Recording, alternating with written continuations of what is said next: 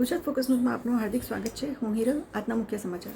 શિલ્પ ગ્રુપ અને સ્નેહશિલ્પ ફાઉન્ડેશનને 15 ડિસેમ્બર 2024ના રોજ ગિફ્ટ સિટી ગાંધીનગર ખાતે યોજાનારી શિલ્પ આરંભ ગિફ્ટ સિટી રન એ રન ટુવર્ડ્સ ડ્રગ ફ્રી ફ્યુચરની ત્રીજી આવૃત્તિની જાહેરાત કરતા ગર્વ થાય છે.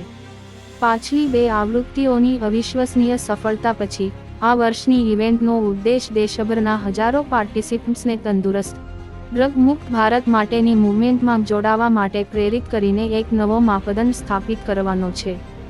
આ વર્ષની દોડ માટે બ્રાન્ડ એમ્બેસેડર તરીકે સોનુ સૂદને જોઈને અમે રોમાંચિત છીએ. સમાજમાં તેમ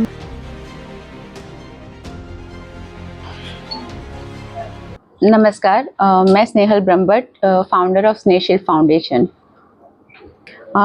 ઓલ ઓવર ઇન્ડિયાથી આવશે પાર્ટિસિપેટ અને અમુક લોકોએ આઉટ ઓફ ધી ઇન્ડિયા પણ કરાવડાવ્યું છે બુકિંગ રજિસ્ટ્રેશન. બટ હા, ધીસ ટાઈમ ઇન્ડિયાથી વધારે છે અને ભારતના જુદા જુદા રાજ્યોમાંથી આવી રહ્યા છે. મોર દેન 21,000 અમે આ વખતે અંદાજ કરીએ છીએ કે એટલા તો થશે જ. વધારે થાય તો ખબર નહીં. કેટલી ઉંમરનામાં ભાગ લઈ શકશે?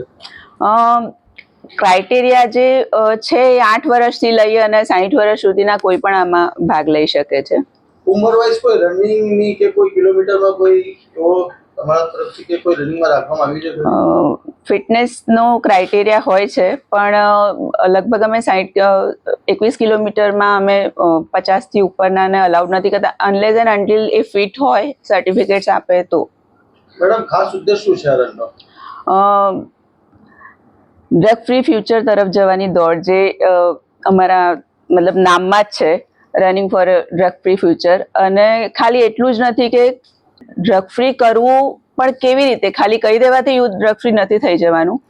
એના માટે ફિટનેસ છે કે એમને બીજા વ્યસન આપવા, કે આ વ્યસનોમાંથી મુક્ત થાય. પણ બીજા એવા કયા વ્યસન, જેમ કે હેલ્થ છે, ફિટનેસ છે, યોગ છે, જે આપણા સંસ્કૃતિમાં વર્ષોથી છે. તો સંસ્કૃતિથી લોકો વધારે પ્રેરિત થાય ત્યારે જ એ લોકોને આવા દૂષણોથી દૂર કરી શકાશે.